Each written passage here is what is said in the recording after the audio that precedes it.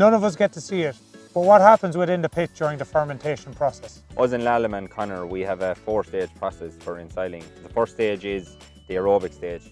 This is where the oxygen is reduced. It only lasts a few hours and enzymes are still active at a pH of 6 to 6.5. The second stage, Connor, is the fermentation stage. This is where the clamp becomes anaerobic, which means the air is completely gone out of the clamp. The pH will start to drop, comes in at about 6.5 and we want to get it to 3.7.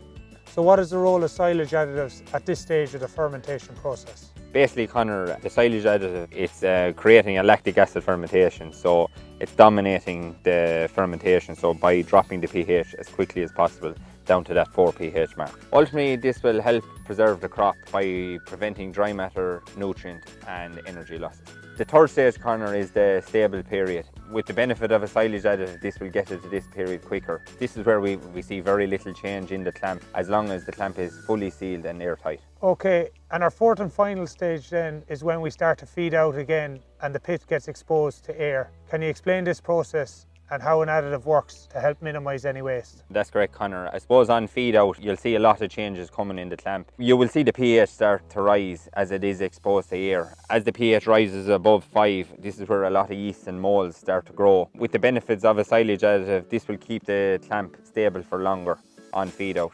There's a few important points I like to see when it comes to feed out, Connor. When you're pulling back the plastic off the top of the clamp, only pull it back the bare width of the shear grab. Also, do use a shear grab, and a sharp shear grab is very important. And if you're not getting across that clamp quick enough, maybe consider taking half shear grabs at a time to get across that clamp quick.